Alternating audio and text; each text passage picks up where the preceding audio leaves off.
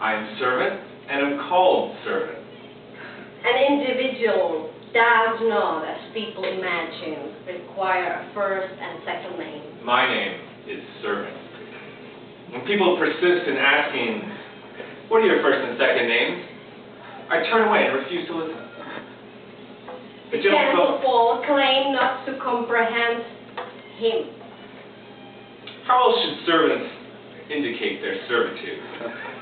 They are astonished, shake their heads, stare at me, and still will not understand.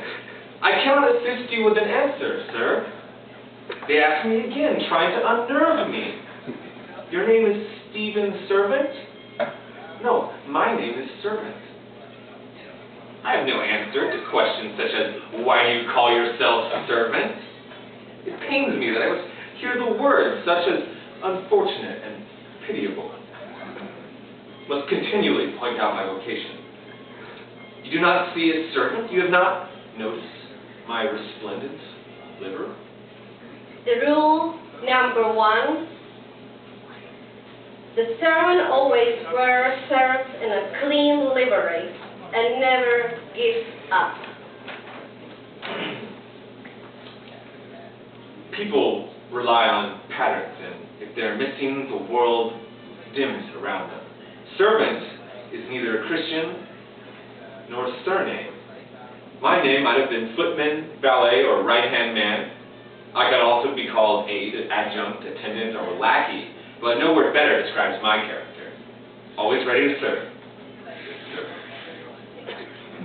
I have always been quiet, accompaniment to loud melody. Chestnut seller, newspaper deliverer, keeper at the military museum, porter, doorman. I began as a lackey, and I wish to finish as one. The rule number 2, the servant is not abandoned. He calls himself a dog, donkey, or ox, and his master, my lord, your highness, always bowing deeply. I'm enthralled by subordinates. It's self-effacing constraint. The servant is used to serve with precision, perfection, and proper functionality. My sense of self is insufficient, a servant's sense of self, and I cannot and will not live in liberty. Independence is unbearable. I shy away from freedom and free time. I panic when I don't know what I have to do. I can only do what is required of me.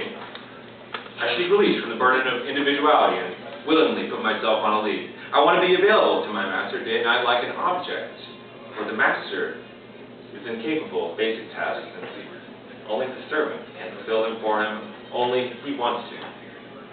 The servant is heir, his master's heir. Who needs it to breathe?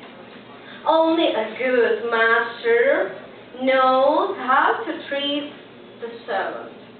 If you wish to show your servant consideration, you must allow him to sense your priority. And you must never release him from your sphere of influence. Rule number 4. The Lord can deal mercilessly with the servant. He gives you a slap. He makes games with him. I'm always dressed in my livery, except during my morning and evening ablution. So I believe there is no reason anymore to call me Leonard. I require a lengthy pause for breath when I hear the word Leonard, or must speak it. If I deliberately call myself Leonard, it means I wish to leave a long, deep scar in my body. I have to leave something there, someone indeed, who I wish to be. So I'm not disparaging about myself. There really is no one left to whom I am Leonard, and certainly not when I face people in my livery. I stand before him in my livery and call him my master. He knows full well what it means to me to wait patiently by someone with the obedient composure of a servant. He advocates traditionally serving crews. I am the embodiment of a court, attendant's courtesy, the searching gaze of my wife's face eyes betray my innate servility. Alongside your utter obsequiousness, there's also a certain honesty to your fluffy little cross-eyed face. My mother used to tease me. Leonard. My eyes are wet and bulbous, and I have a water on the brain with a broad forehead and protruding ears. She called me my baboon. I have large ears, an unmistakable sign of congenital developmental disorder. You're colorless. Hair points to serious degeneracy. Nature made me ugly. When I open my mouth, I reveal a cleft between my front teeth. I think this Republican gap every time I have to speak. I would rather use sign language. I stutter over the simplest greetings. Uttering even a brisk "good morning" is difficult.